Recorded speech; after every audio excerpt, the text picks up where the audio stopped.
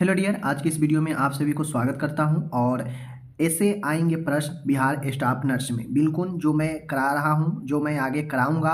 प्रतिदिन आपका क्यूज जो है दोपहर 2 बजे डल जाता है। जितने भी नर्सिंग ग्रुप है बिहार में सब में शेयर कीजिए। अगर आप चाहते हैं भविष्य बनाना, एक जॉब लेना, अच्छी खासी ज़िंदगी बनाना, तो आप जो है ज़रूर अभी से मेहनत कर दीजिए। जो लोग सबसे अलग तैयारी करते हैं उन्हीं को जॉब होता है। जो लोग भीड़ में बस वेट करते हैं बहाली का, बहाली भी आ जाती है, एग्ज़ाम भी हो जाता है और होता यह है कि उनको जॉब नहीं होता है। ठीक है, तो उन लोगों को नहीं होता है जो सिर्फ और सिर्फ इंतज़ार करते हैं, पढ़ाई कम करते हैं।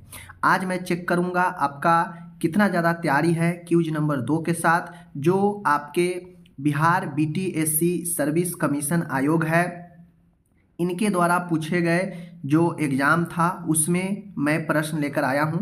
आप लोग जवाब दीजिएगा। 25 क्वेश्चन में कितना जवाब देते हैं देखता हूं मैं आगे। ठीक है, चलिए करता हूं यहां पे शुरू। तो पहला प्रश्न हमारे सामने में है। सामने में प्रश्न जो है पहला कहता है, निम्नलिखित में से कौन सा हार्मोन पुरुषों में द्वितीयक लैंगिक अभिलक्षणों के लिए उत्तरदायी होते हैं। क्वेश्चन कहने का मतलब है कि पूछ रहा है कि पुरुषों में वह कौन हार्मोन है जो पुरुषों में सेक्सुअल जो चीज़ें होता है, लैंगिक अभिलक्षण होते हैं, उसके लिए उत्तरदायी होता है। यानी सेक्सुअल चीज़ें जो भी है उसके लिए उत्तरदायी होते हैं। वह कौन सा हार्मोन है पुरुषों में। देख लीजिए, पुटक उत्तेजक हार्मोन, ठीक है, ल्यूटिनाइजिंग हार्मोन, टेस्टोस्टेरोन, ऑक्सीटोसिन। कौन है, राइट आंसर बताना है। 4 ऑप्शन दिए गए हैं, आपको इसमें से राइट आंसर बताना है। माय डियर, मैं बता दूं राइट आंसर अब मैं बताने वाला हूं कि पुरुषों में जो सेक्सुअल हार्मोन जो कहा जाता है, जो सेक्सुअल क्रिया के लिए उत्तरदायी होता है, वह अपना यहाँ पे testosterone, option number C right होता है। ठीक है, आपको दूसरा नंबर का क्वेश्चन आपके सामने में है कि खसरे के वैक्सीन जो 0.5 मिली खुराक लगाई जाती है, 0.5 मिली खुराक जो लगाई जाती है वह किस मार्ग से लगाई जाती है। ठीक है ना, ऑप्शन ए है अंतःपेशीय, ठीक है, इंट्रामस्कुलर, अंतःस्रावी रूप से, मौखिक रूप से या अधत्वचीय रूप से। तो हमें बताना है कि जो खसरे का वैक्सीन होता है, अगर हम 0.5 ml खुराक लगाते हैं वह कौन से मार्ग से लगानी चाहिए। 4 ऑप्शन है, राइट आंसर ऑप्शन नंबर क्या होगा, ऑप्शन नंबर डी होगा, अधत्वचीय मार्ग से। ठीक है, आगे बढ़ता हूँ। तीसरा नंबर का क्वेश्चन है यहाँ पे, और तीसरा नंबर के जो क्वेश्चन कह रहा है वो ये कह रहा है आपके सामने में है, देख लीजिए कि निम्नलिखित में से कौन सा प्रोटोजोआ के कारण होने वाला लैंगिक संचारित रोग है। लैंगिक संचारित रोग कौन है जो प्रोटोजोआ से होता है। ठीक है, हमसे ये पूछ रहा है। देखिए, देख लीजिए, ट्राइकोमोनियान, ठीक है, सिफिलिस, जन्नांगी हर्पीज एंड सुजाक। ठीक है, हमसे ये पूछ रहा है कि प्रोटोजोआ से होने वाला कौन सेक्सुअल डिजीज है। ठीक है, ये पूछ रहा है, तो आपको यहाँ पे बताना है। ठीक है ना, तो उम्मीद है आपको समझ में क्वेश्चन आया होगा। क्वेश्चन ये कह रहा है कि भाई वायरस से बहुत लोग जानते हैं, HIV होता है, ठीक है ना, बैक्टीरियल बहुत लोग जानते हैं, लेकिन यहाँ पे प्रोटोजोआ जो अक्सर क्वेश्चन में आते नहीं हैं, यहाँ पे मैं ये दिया हूँ कि प्रोटोजोआ से होने वाला सेक्सुअल रोग के बारे में पूछ रहा है। ठीक है ना, सेक्सुअल ट्रांसमिटेड डिजीज कौन है जो प्रोटोजोआ से होता है।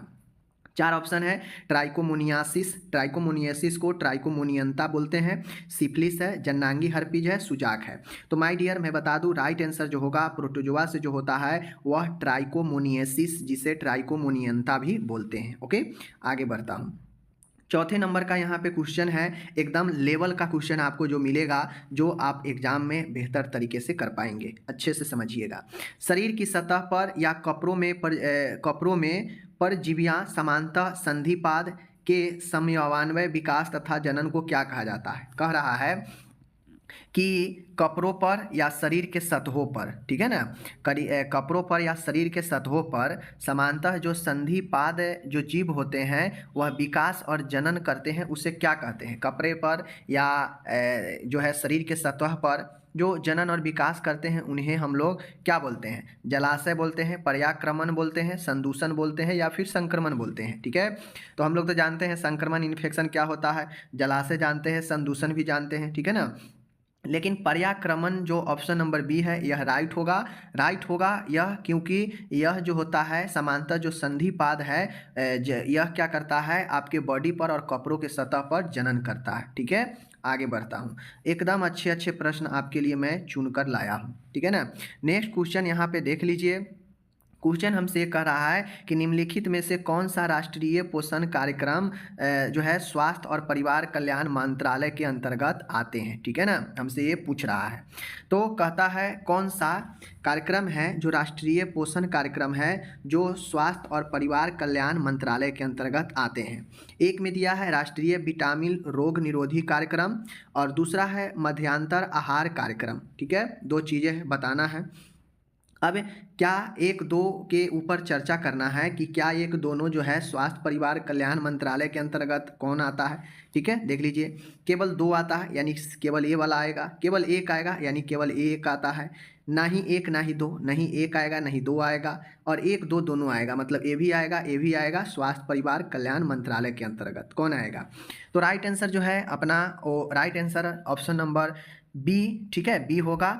जो राष्ट्रीय विटामिन रोग निरोधी कार्यक्रम है यह स्वास्थ्य एवं परिवार कल्याण मंत्रालय के अंतर्गत आता है, ठीक है, क्योंकि यह एक राष्ट्रीय पोषण कार्यक्रम है। ओके, आगे बढ़ते हैं। आगे है छठा नंबर का क्वेश्चन। ये भी क्वेश्चन उसी प्रकार से है और बढ़िया क्वेश्चन है। निम्नलिखित में से कौन सा कथन उप केंद्र पर प्रदान की गई सेवा को बताता है। दो कथन दिए गए हैं, आपको अगर समझदारी होगी तो आप बिल्कुल बता सकते हैं। उप केंद्र के सेवा के बारे में पूछ रहा है। सुरक्षित गर्भपात सेवा के लिए परामर्श तथा उचित रेफरल, क्या ये सही बात है? क्या उप केंद्र पर गर्भपात के बारे में परामर्श और उचित रेफरल किया जाता है? शौचालय के उपयोग तथा उचित अपशिष्ट निपटान सहित स्वच्छता को बढ़ावा देना। तो आपको बताना है कि एक सब सेंटर, एक उप केंद्र पर एवर्सन गर्भपात से रिलेटेड परामर्श और रेफरल करते हैं। दूसरा, शौचालय उपयोग कैसे करना है, उसका निपटारा, उचित तरीके से निपटारा कैसे किया जाएगा, स्वच्छता को बढ़ावा देना, क्या यह उप केंद्र पर होता है? तो हम जानते हैं कि उप केंद्र पर बेसिक चीज़ें होता है, ठीक है, और यह दोनों जो है बेसिक चीज़ें हैं। तो इस हिसाब से केवल दो सही है, एक और दो दोनों सही है, केवल एक सही है, और नहीं एक नहीं दो सही है। तो क्या सही होगा?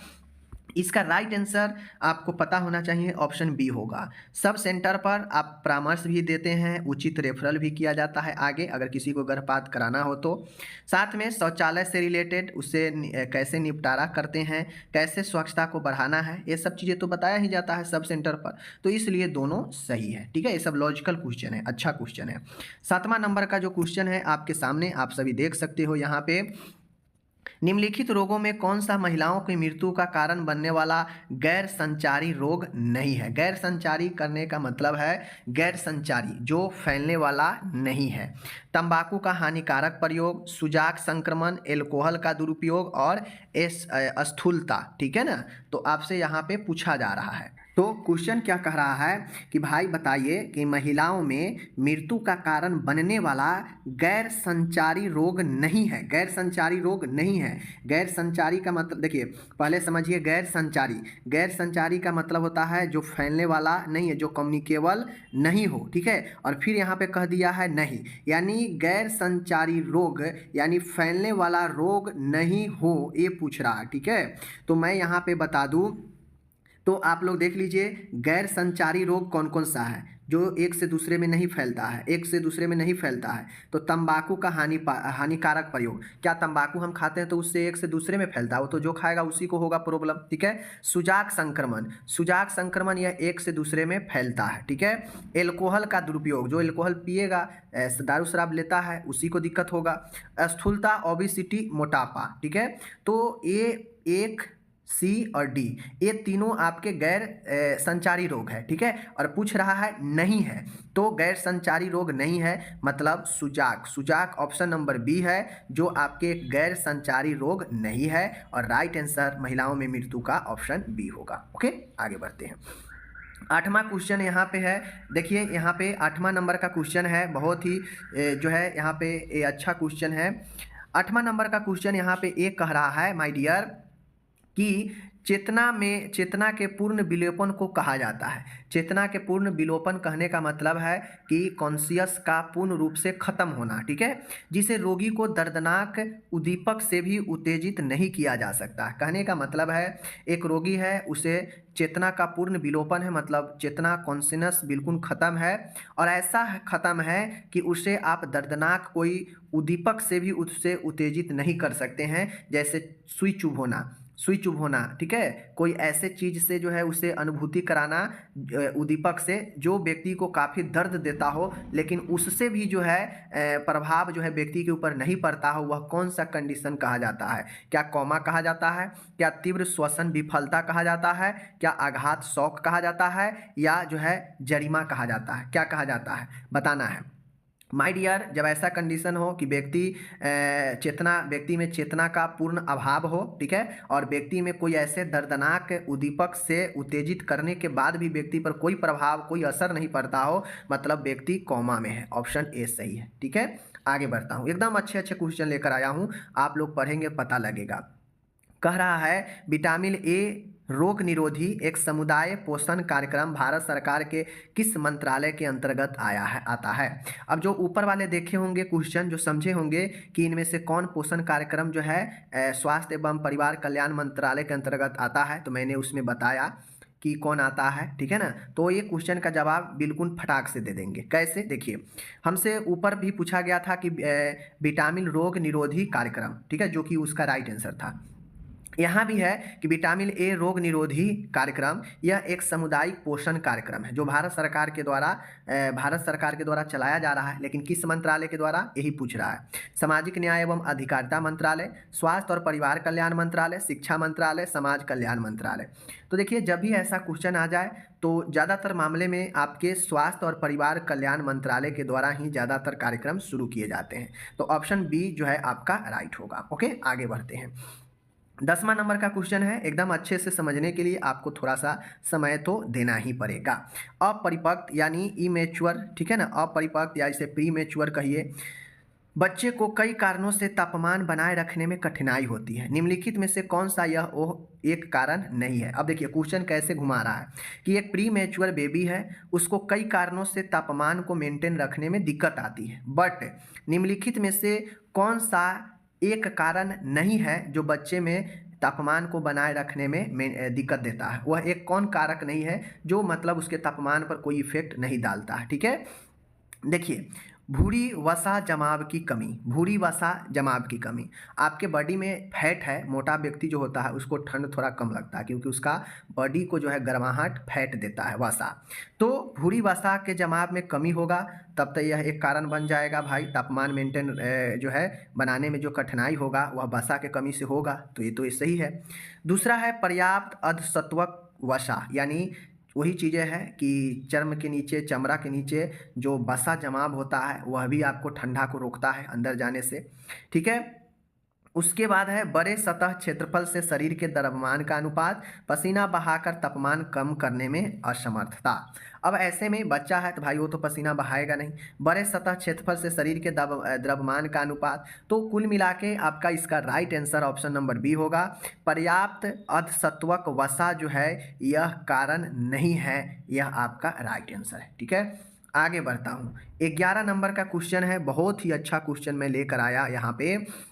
निम्नलिखित में से कौन सा जल में घुलनशील विटामिन का उदाहरण है। अब मैं डियर बता दूं कि जल में घुलनशील और वसा में घुलनशील दो तरह के विटामिन अक्सर पूछे जाते हैं एग्जाम में। ये तो क्वेश्चन अच्छा है, हल्का है, बना दीजिएगा, बट क्वेश्चन का लेवल आप लोग देख रहे हैं कैसा क्वेश्चन है, ऐसे ही क्वेश्चन एग्जाम में भी पूछे जाते हैं। निम्नलिखित में से जल में घुलनशील तो दो ही विटामिन है अपना, विटामिन बी और सी, ठीक है। बाकी का जो भी विटामिन है वो सारे के सारे आपके वसा में घुलनशील है, ओके। तो इस हिसाब से देखा जाए तो राइट आंसर क्या होगा आपका, इसमें right answer option number C होगा, ओके। आगे बढ़ते हैं, चलिए एक और प्रश्न आ गया कथन वाला। निम्नलिखित में से कौन सा कथन उपकेंद्र पर प्रदान की गई सेवा को जो है बताता है। तो ये क्वेश्चन तो अभी ऊपर हो गया है, मैंने करवा दिया है, वही क्वेश्चन है, ओके। दूसरा क्वेश्चन है, निम्नलिखित में से कौन सा महिलाओं का मृत्यु का कारण बनने वाला एक गैर संचारी रोग नहीं है। तो ये भी मैंने बता दिया, सुजाक इसका राइट आंसर है, डबल टाइपिंग हो गया है, ठीक है। नेक्स्ट है यहाँ पे एक क्वेश्चन अलग है, देख लीजिए 14 नंबर का क्वेश्चन है। क्वेश्चन यहाँ पे ये कह रहा है माय डियर, क्वेश्चन यहाँ पे ये कह रहा है कि सगर्भवती, ठीक है ना, यहाँ पे क्वेश्चन कह रहा है, आप लोग देखिए, कहने का मतलब है क्वेश्चन ये कह रहा है 14 नंबर कि एक गर्भवती महिला है, ठीक है, मधुमेह, एक गर्भवती महिला है, उसको मधुमेह है, ठीक है।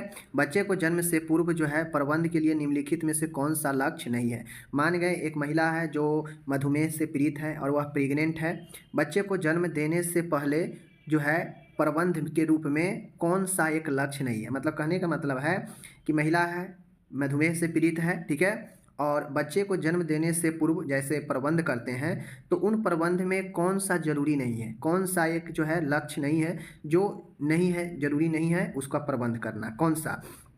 गर्भ तथा मातृ संबंधी उपद्रवों को रोकने के लिए, ठीक है, ये तो बातें सही है भाई कि जो है हम गर्भ तथा मातृ संबंधी जो भी समस्या उसको रोकने के लिए ये तो लक्ष्य है, ताकि कोई भी अगर मधुमेह वाला महिला है, ठीक है, और वह अगर गर्भवती है तो उसको जो भी गर्भ में पल रहे बच्चा है और जो माता है उसके समस्या को रोकने के लिए हम लक्ष्य रखते हैं, ये तो सही है।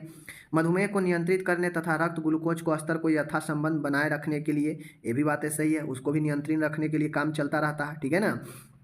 महिला संबंधियों परिवार को रोग प्रक्रिया तथा जीवन शैली में आवश्यक संशोधन के बारे में शिक्षित करना, ताकि गर्भ तथा मातृ उपद्रवों का निराकरण किया जाए। ये भी बात सही है कि भाई महिला, उसके संबंधी, उसके परिवार को इन चीज़ों के बारे में जानकारी देना, ठीक है, ताकि जो भी जीवन शैली, डेली लाइफ स्टाइल है उसमें चेंजेज करके उसको कंट्रोल किया जा सके और समस्या, महिला और उसके बच्चे को समस्या को बचाया जा सके, निराकरण किया जा सके, ठीक है।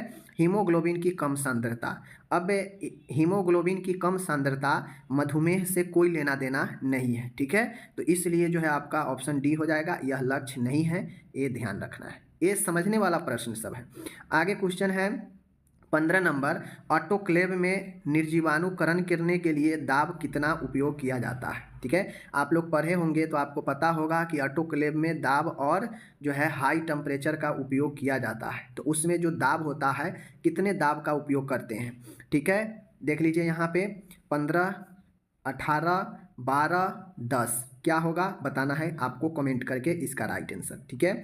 आगे बढ़ते हैं, 16 नंबर है यहाँ पे, देख लीजिए 16 नंबर कह रहा है माय डियर क्वेश्चन, निम्नलिखित में से कौन सी निर्जीवाणुकरण की एक भौतिक फिजिकल मेथड पूछ रहा है, स्टरलाइजेशन का फिजिकल मेथड। कौन है फिजिकल मेथड, निस्यंदन है, फिनॉल है, एल्कोहल है, हैलोजन है।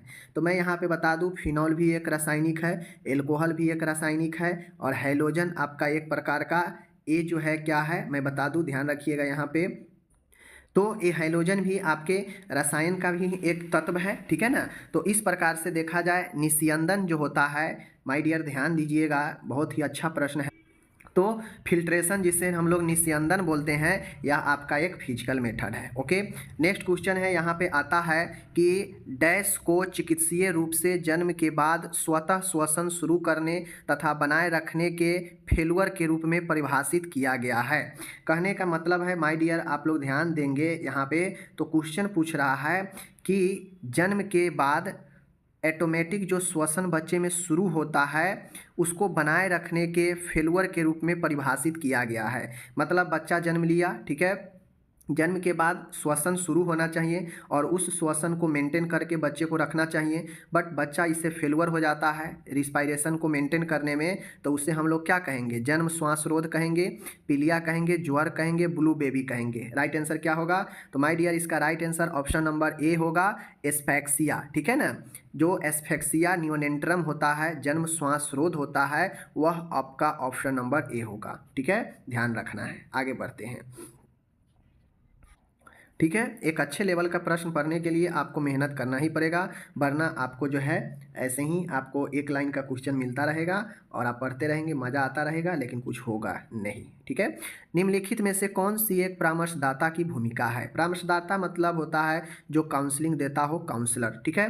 तो काउंसलर की एक भूमिका क्या होती है, निर्णय लेने में समर्थन करती है, कोई संवेगात्मक समर्थन नहीं करती है, या फिर कोई अनुवर्ती देखभाल नहीं करती है, या निष्क्रिय श्रवण यानी सुनने में वह निष्क्रिय डीएक्टिव होती है। तो जो एक परामर्शदाता की भूमिका होती है कि वह लोगों जो उसके पास आए उसे सपोर्ट करना, उसे अच्छे राह, अच्छे मार्ग दिखाना, उससे जीवन में निर्णय लेने में जो है उसका मदद करना, अच्छे रास्ता चुनने में उसका जो है निर्णय लेने में समर्थन करना, ठीक है ना, सपोर्ट करना। तो ऑप्शन नंबर ए अपना ए राइट होगा। ओके, आगे बढ़ते हैं। आगे है 19 नंबर का क्वेश्चन है, निम्नलिखित में से कौन सी गर्भाशय असंगति है जिसके परिणाम स्वरूप अपक्व शिशु का जन्म होता है, यानी अपरिपक्व प्री मैच्योर बेबी का जन्म होता है।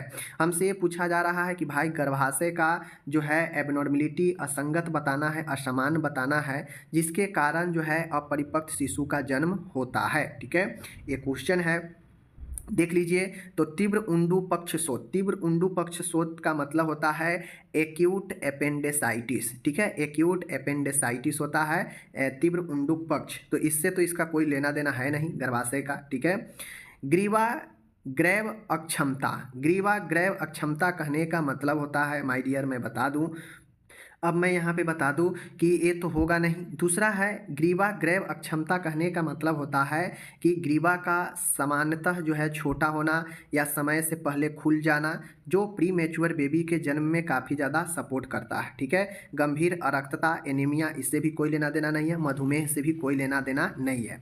तो ग्रीवा जो होता है, अक्षमता वाले ग्रीवा कहने का मतलब है कि इसमें ग्रीवा का जो मसल्स होता है कमज़ोर होता है, छोटा होता है, जिससे समय से पहले ही ग्रीवा जो है सर्विक्स खुल जाता है, तो उससे जो है बच्चा का जन्म जो है हो जाता है समय से पहले, जो प्री मैच्योर हो जाता है। ओके, तो ये हो गया आपका 20 नंबर का क्वेश्चन है, एक अच्छे क्वेश्चन है। क्वेश्चन ये कह रहा है माय डियर, आप लोग देखेंगे यहाँ पे तो मज़ा आएगा।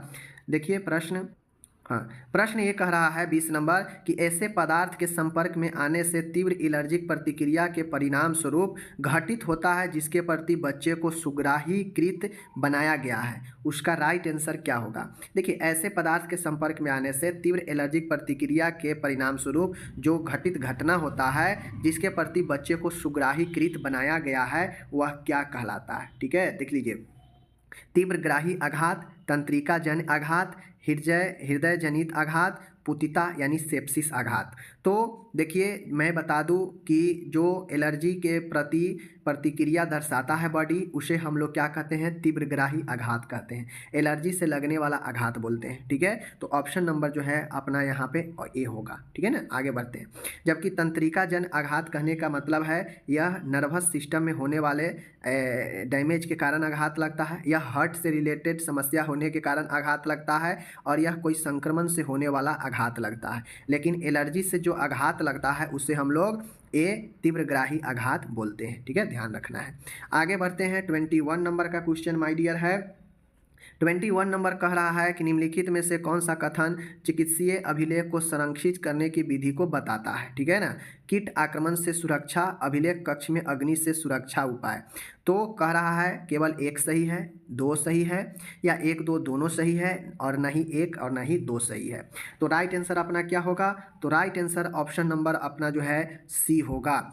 चिकित्सा अभिलेख को संरक्षित करने की जो विधि को बताता है वह कीट आक्रमण से सुरक्षा करना भी, और अभिलेख कक्ष में अग्नि से सुरक्षा का उपाय भी, दोनों सुरक्षा का ही उपाय है, इसलिए ऑप्शन ए और दो दोनों सही होगा। ठीक है, आगे बढ़ते हैं। 22 नंबर का क्वेश्चन है अपना। 22 नंबर के क्वेश्चन थोड़ा अटपटा आपको लग सकता है, निम्नलिखित एनाटॉमी का है। देख लीजिए, निम्न में से कौन सी विशिष्ट कोशिका है जिनमें बड़े भक्षक बी लसिका कोशिका तथा द्रुमिका कोशिका शामिल है। ठीक है, ये बताना है। तो हेल्पर टी कोशिका, प्रतिजन प्रस्तुतिकरण कोशिका, मेमोरी टी कोशिका और चषक कोशिका। तो ये थोड़ा सा इसका इंग्लिश का ट्रांसलेट किया गया है, इसलिए थोड़ा सा अटपटा है। ठीक है, बाकी इसका राइट आंसर ऑप्शन बी होगा। इसको आप समझना चाहते हैं तो समझ लीजिए, बाकी ये क्वेश्चन छोड़ सकते हैं, कोई दिक्कत नहीं है। 23 नंबर का क्वेश्चन है, यहाँ पे आप लोग देख सकते हैं, कह रहा है स्वास्थ्य को बढ़ावा देने, व्याधि को रोकने, समान व्याधियों की देखभाल तथा चल रही स्वास्थ्य समस्याओं को प्रबंध के लिए स्वास्थ्य प्रणाली के साथ संपर्क के पहले स्तर के रूप में क्या परिभाषित किया गया है। इस क्वेश्चन को थोड़ा सा जो है मोड़ दिया गया है, बाकी मैं बता दूं यहाँ पे ये इतना बड़ा क्वेश्चन लिखा है ना, लेकिन इसका आंसर इसी क्वेश्चन में ही दे दिया है। कहाँ दे दिया गया है, देख लीजिए। कह रहा है कि स्वास्थ्य को बढ़ावा देना, रोग को रोकथाम करना, समान रोगों को देखभाल करना और स्वास्थ्य से चल रही समस्याओं को प्रबंध करना। स्वास्थ्य प्रणाली के साथ संपर्क के पहले स्तर के रूप में क्या परिभाषित किया गया है, यानी पहले स्तर के रूप में क्या परिभाषित किया गया है। तो जो हेल्थ सिस्टम है उसके पहले स्तर के जो देखभाल होता है उसे हम लोग प्राथमिक स्वास्थ्य देखभाल कहते हैं। ठीक है, पता है आप लोगों को, ठीक है ना। जहाँ पे देखभाल, जहाँ पे स्वास्थ्य को बढ़ावा देना, रोगों को रोकथाम करना और समस्याओं को प्रबंध करना, ये प्राथमिक स्वास्थ्य पर देखभाल का ही हिस्सा है। ठीक है ना। तो अपना ऑप्शन नंबर बी सही है 23 का। आगे बढ़ते हैं। आगे है 24 नंबर का क्वेश्चन है, कौन सा हार्मोन पत्निका यानी डेसूडा, ठीक है ना, डेसूडा जो होता है, डेसूडा पत्निका, जो आपके लेयर होता है यूट्रस के अंदर, गर्भाशय के अंदर, और यह गर्भ के दौरान ही जो है बनता है। कहता है कौन सा हार्मोन डेसूडा को अखंडता को बनाए रखता है, यानी डेसूडा को खंडित होने से रोकता है ताकि आर्तर्व न हो, यानी महीनबारी जो होता है वह न हो। ठीक है, क्योंकि जैसे ही पत्निका टूटेगा तो इसमें ब्लड के साथ जो है टूटने के बाद यह बाहर निकलने लगेगा। तो यह हार्मोन होता है जो डेसूडा को टूटने से बचाता है, जिसके कारण महीनबारी नहीं होता है, मासिक धर्म नहीं होता है। वह कौन सा हार्मोन है बताना है। पुटक उत्तेजक हार्मोन, ठीक है, oestrogen hormone, luteinising hormone and progesterone hormone. तो आपका जो प्रोजेस्टेरोन हार्मोन है यह डेसूडा को टूटने से बचाता है, जिसके कारण जितना दिन का गर्भ होता है महिला उतने दिन मेंसेज नहीं हो पाता है। ठीक है ना। आगे बढ़ते हैं 25 नंबर और आज का लास्ट वीडियो है। ठीक है, वीडियो है, क्वेश्चन है, ग्राम पंचायत के संदर्भ में निम्नलिखित में से कौन सा कथन सही है। अच्छे लेवल का क्वेश्चन पढ़ेंगे तो क्वेश्चन को समझाना पड़ेगा, तो समय तो लगेगा ही, समय देना ही पड़ेगा। ग्राम पंचायत के संदर्भ में जो निम्नलिखित में से जो सही है वो क्या है। यह गांव की गलियों का निर्माण तथा उनकी मरम्मत, साफ सफाई तथा प्रकाश व्यवस्था के लिए जिम्मेदार है। यह पेयजल की व्यवस्था के लिए जिम्मेदार नहीं है। तो दोनों में से कौन सत्य है ये बताना है। ठीक है ना। तो मैं बता दूं माय डियर, आपका राइट आंसर इसमें क्या होगा। आपका राइट आंसर क्या होगा, केवल एक सही है, न तो एक न तो दो सही है। ठीक है, मतलब नहीं एक और नहीं दो सही है, एक और दो दोनों सही है, केवल दो सही है। तो मैं बता दूं यहाँ पे इसका right answer option number A होगा। ग्राम पंचायत जो होता है वह आपके गलियों का निर्माण, उसकी मरम्मत, साफ सफाई और प्रकाश की व्यवस्था का जिम्मेदार ग्राम पंचायत का जो भी लोग होते हैं उनके पास रहता है, जो मुखिया हो उनके पास। लेकिन यह पेयजल की व्यवस्था है, इसकी जिम्मेदारी ग्राम पंचायत के पास नहीं होता है, क्योंकि अब न चल के जो है आपके गांव में नल, हर घर नल लग रहा है, लेकिन इसकी जिम्मेदारी जो है ग्राम पंचायत के पास नहीं रहती है। ऑप्शन नंबर यह एक आपका राइट है। ओके, तो इस प्रकार से आज टॉप लेवल के 25 क्वेश्चन मैंने किया। आप इसमें कितना का जवाब देने लायक थे, क्वेश्चन को समझ पाए हैं, आप कमेंट जरूर कीजिए। ठीक है।